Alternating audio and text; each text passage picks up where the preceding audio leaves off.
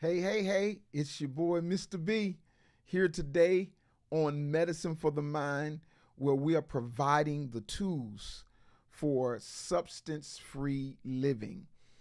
And today I have a wonderful, wonderful, uh, encouraging lesson today. It is powerful. What we're going to be talking about today is improving your self control in addiction recovery, improving your self control. I think one of the most important things that an individual can have in recovery is self control. And one of the things that the addiction takes away from you is your ability to have self control because the addiction wants to be in control. And so when it is in control, you are out of control, and therefore you have no self control. I've been talking about this ability to live beyond substance abuse for, a while. I've been teaching this probably over 20 years, and I I forget exactly how long. Sometimes I think it's 23, 25, whatever, but it's been a long time. The reason why this issue is so important to me is because I am a survivor of addiction because of my parent, my mom, because she did not know how to defeat this thing called addiction, and because of her uh, uh, demise and being overtaken by the fruit or the results or the repercussions of a long time habit of drinking. It affected my life, and it stole her from me. It stole her from me in 1992. Uh, it was January 25th, 1992, when my mother took her last breath in my arms. She had a massive heart attack that was brought on by uh, a congestive heart failure as a result of cigarette smoking and substance or drinking, and from that point on, I recognized that I had to uh, cause other people to be aware of the trap and the danger of substance abuse. It almost got me. It really did. It almost got me because when I was a teenager, I my cousin introduced me to marijuana, and it almost took over my life. Uh, but the thanks be to God. Thanks be to God. The Lord rescued me and has challenged me to continue helping others win this battle over substance abuse. Well, that's enough of that. The Bible talks about this thing called self control, and we have to have the ability to improve our self control. Self control is not a character trait, it is a skill. That's what it is. It's not a character trait, it is a skill that you develop a long time. You work on it, you work on it, you work on it, and actually you should have been worked on as a young person when you were a child. Uh, I worked on my children to have self control. I remember one time when they did something crazy. My kids, I have a lot of kids, seven to be exact. Most people consider that a lot. And me and my wife, we were trying to raise them properly. And one of the things that my wife would do is when they would go to the store, she would have the conversation with them. before you go in this store, we're going into Walmart. Before you go in here, I don't want no playing. I don't want you to touch anything that's on the shelves. I want y'all to walk in a straight line and pretty much do exactly what I tell you to do. And when the kids got out of the car for the first time, man, they got in the store and they were a little bit out of control. And my wife tuned them up, so to speak. Y'all know what tuning up means, don't you? She began to rat-a-tat-tat on the back side, and some people were bothered by the fact that she would discipline her children in public. And my wife's statement was, if you do it in public, I'm gonna discipline you exactly where you did it.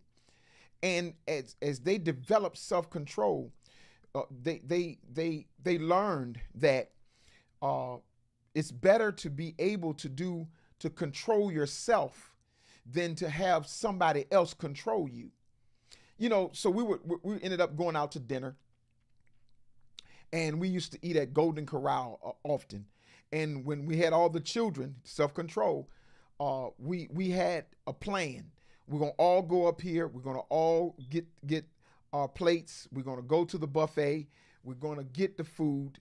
And I'm going to help the little ones, which were the smaller boys. You guys get your food. And then we would go and do all of that and go back to the table. And then we would look at them and say, now, you behave yourselves. You be quiet, use your inside voice, and we'll be right back. And we would walk away, and then Pastor Camille, or my wife Camille, would go, and we would go get our food, and we would come back.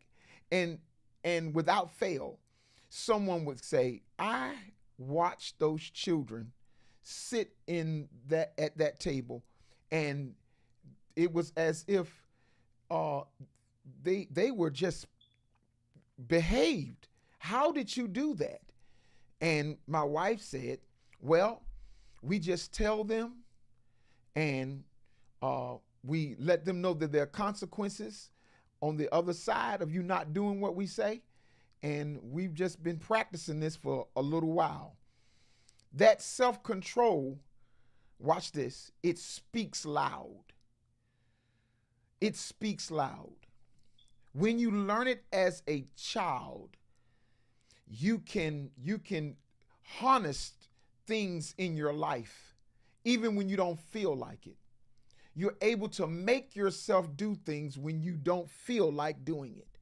Well, in addiction, one of the keys to having total control over this thing called addiction is you have to develop some type of self-control.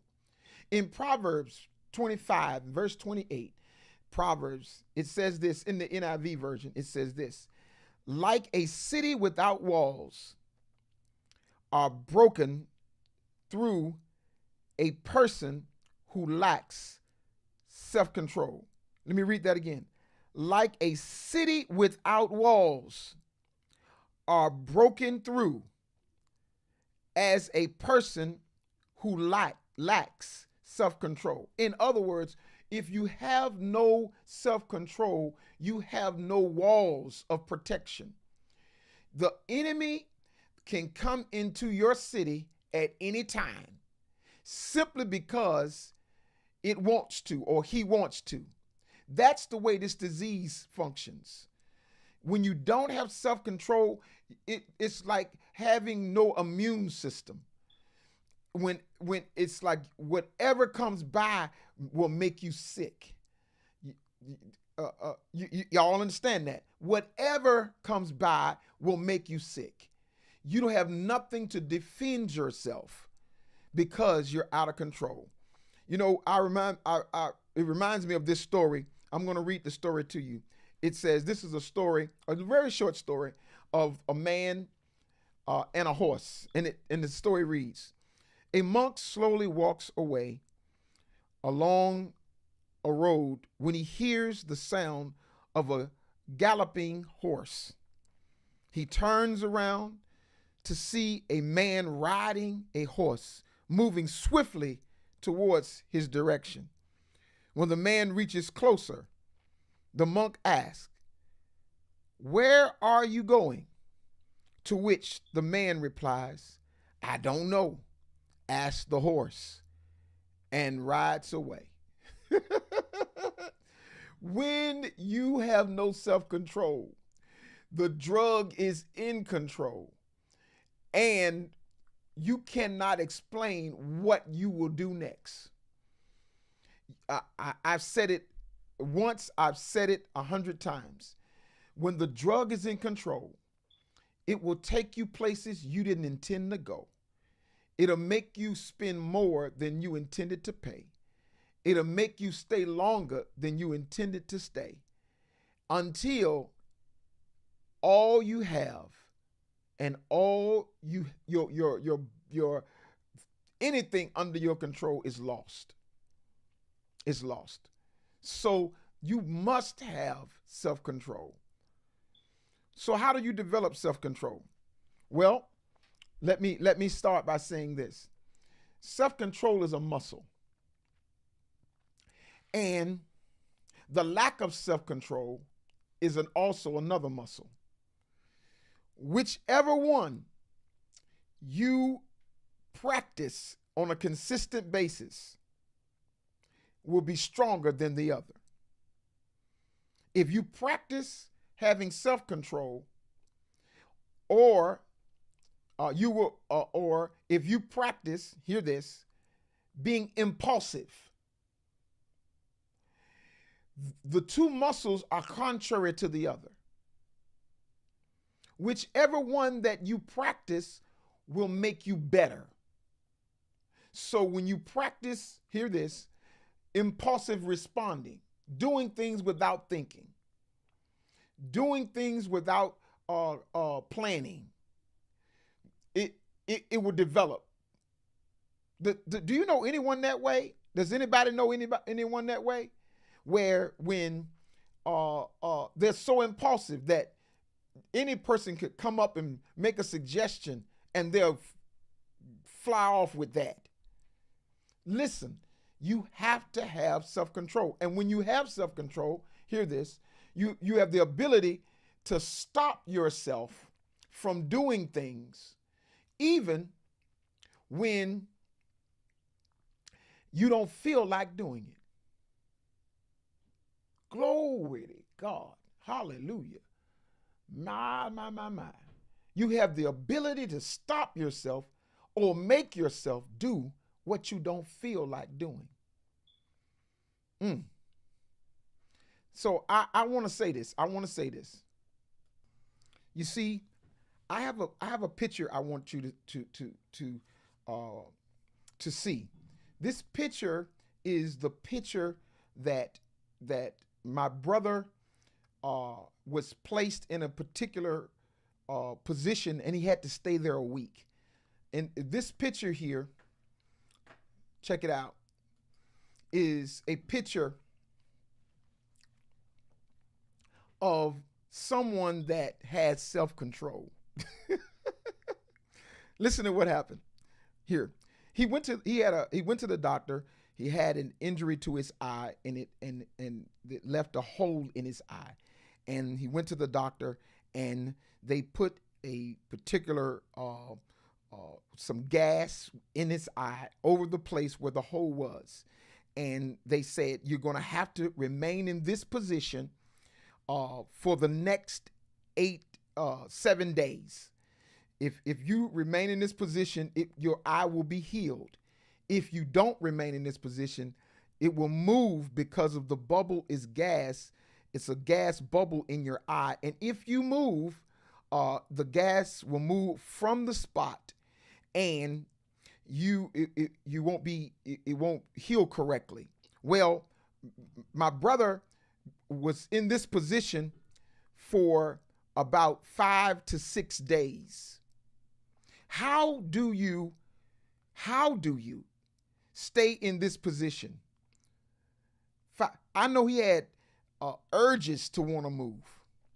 I know there were things going on when he had to go to the restroom. He had to bow down in this a similar position for 7 days, but he was in it about 6 days, 5 to 6 days. How do you do that? What he told me was he could remain in this position because, watch this, he had to. If he wanted his eye to be healed, he had to stay in that position. In other words, if I want the benefit of healing, I cannot move. The ability to make yourself stay in position is when you can keep in mind of the consequences of you not staying in position. Listen, you have to think about the consequences of a relapse.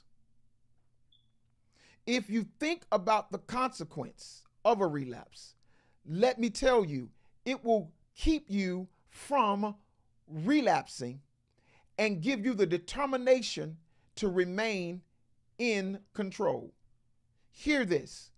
A relapse or a urge triggered only lasts about 7 to 15 minutes, and you can keep your life under control.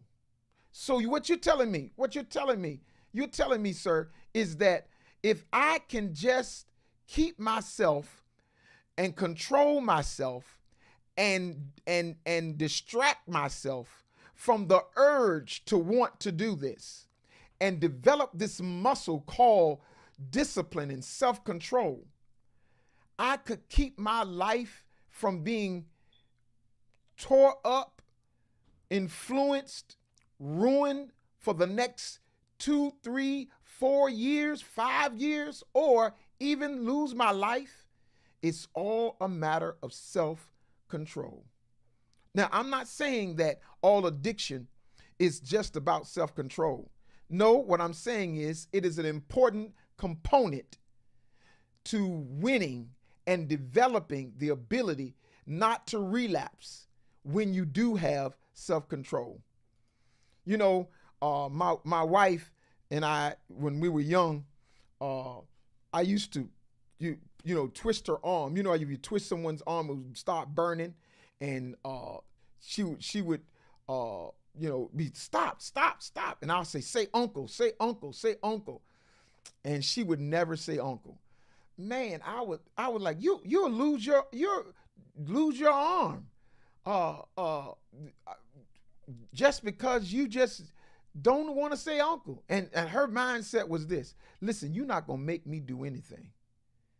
I want you to know that you have to have a quitting or using is not an option mentality. Using is not an option. You got to have that mentality. You got to say to yourself, I cannot use. I was explaining this to a lady, and she told me this is how she sees her recovery. Her recovery is like what she does with crocheting.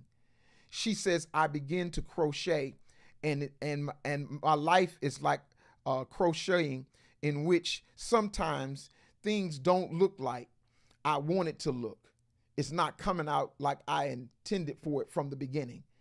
That's how life is. Life is like I'm creating a life and it's not coming out the way I intended for it to come out. No one ever intends to be addicted to substances. However, listen to this. She said, but what I do is I undo what I did. And I undo it, and I start all over again, recreating the life that I intended. Wow. Do you understand that that's what you can do if you're struggling with addiction? You can undo the addiction and start your life all over again. Wow, that's powerful. And another lady chimed in and said, she said this, and sometimes when I'm crocheting, my yarn gets uh, uh, uh, uh, caught up and tangled up. She said, but what I do is I stop. She said, I straighten it out and then I start all over again. Oh my God.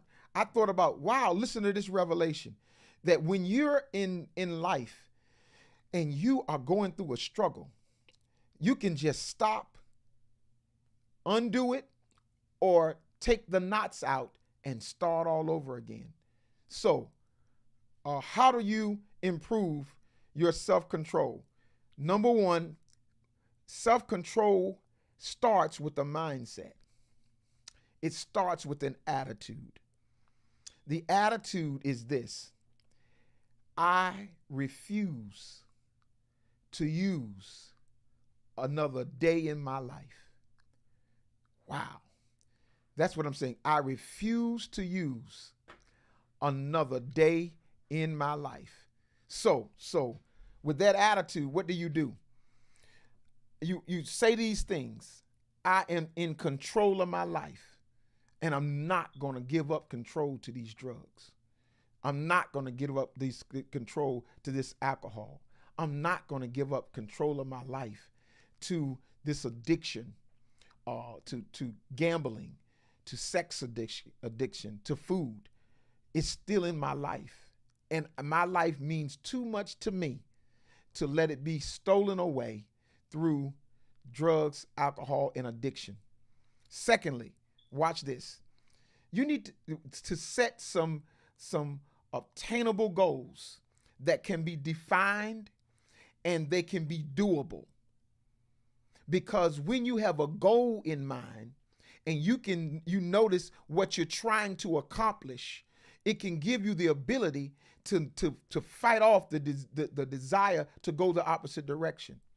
My brother staying in that position and knowing that him staying in that position would heal his eye. It produced a determination to, watch this, to accommodate the position because the results were going to be so pleasing. And not doing so, the results would be so catastrophic to his life. Hear me, hear me, hear me, hear me, hear me. It is worth it when you have a goal. Your goal must be superior to the pressure of using. At the moment your goal is no longer superior to the pressure of using, you will use because your desire to use is greater than your desire to win. So you have to have a mindset and a goal set in mind. Number three, monitoring progress towards your goals. That means you need to check off your some progress, some terms, some things that you need to accomplish. And when you start accomplishing this, you'll start like have a mindset like the old song says, I've come too far to turn around now. Woo! y'all. I ain't no ways tired. I've come too far for to go back now. When you have measuring progress and you see how far you've gone, it gives you determination to stay focused. Another one is enhance motivation through visualization of the rewards that come with reaching your goals. In other words, visualize yourself in the place, reaching the goal. Visualize yourself and see yourself at the end. Yes, it works. It works. It works. I've heard someone use it in this way. Visualize playing the tape through, because most of the time when we think about the good things or what we perceive as good things for using, we'll we go back and use. But if you play the tape all the way through, you ended up broke, you ended up depressed, you ended up sick, you lost your money, you lost cars, you lost houses, you lost spouses, you lost access to your children, you destroyed the confidence of your family in you. When you start playing the tape to the end, you have a desire to have self-control. Now, hear this.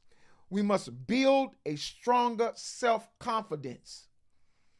You have to believe you can do it. So do some when you have those little goals are supposed to build self-confidence. That's what it's supposed to do. So when you feel like you accomplish one thing, you feel like you can accomplish another. You know, one of the things that my wife probably is a little bit frustrated with me is when I'm driving somewhere, I'm always asking how many miles we got to go. I'm looking for a sign, because as soon as I get past one sign, I look forward to seeing the next sign. And I don't even like to stop to go to the bathroom. Y'all don't hear me. Come on. I don't even like, because when I got my attention focused on reaching a certain place, I want to get as much miles behind me as possible. Listen, set some small goals, and when you accomplish them, you will become more confident that the action, or that you're going to reach this. And then the last thing I want to do. The last thing I want to say to you, remove temptations and triggers. If you got to have something that is not working against you. If think about this.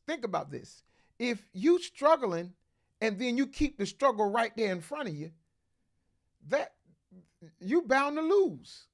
I mean, you preparing to lose. Remove those temptations. Remove it. If it's the paraphernalia, get rid of it out of your house. You know, I remember this guy said, when he said, I'm tired of using this crack. I'm tired of using this crack. He said he opened the door and he threw the stem out, but he looked out the door to see where it landed, because he knew he was going to go back and get it. You can't act like that. Destroy it. You got to get rid of it. You got to break it. You got to dispose of it. Yes, you got to dispose of it in order to get victory over this thing. And then also there might be triggers. Certain music that you used to listen to. If you listened to it when you were using. You can't do that. You gotta get rid of that music. Your dealer, you gotta get rid of his phone number. You gotta block his number. Then after you block the number, his or her, because I don't want to be sexist, his or her number, block it, and then delete it from your contacts, because you want to make it impossible, or not impossible, hard for you to contact and reach your dealer. I mean, if it's alcohol, remove all the alcohol from your house.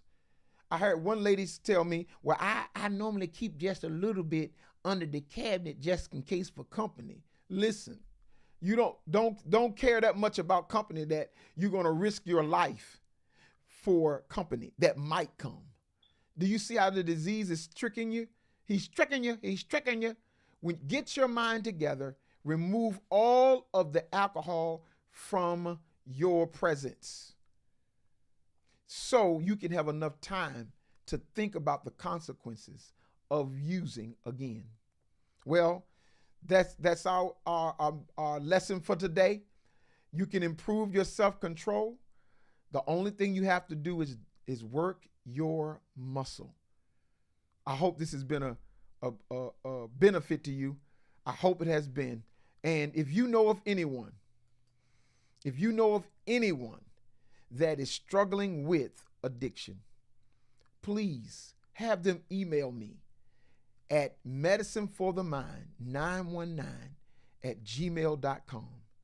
Send me the message. Tell me what they want, what they need, and or in our in the comments on the messenger. Just send us, just get it to me any kind of way you can. Number one, I'll pray for you. And then number two, I'll teach you the practical things that will help you and whoever is dealing with substance abuse, how to walk it out with the help of God. Amen and amen. God bless you.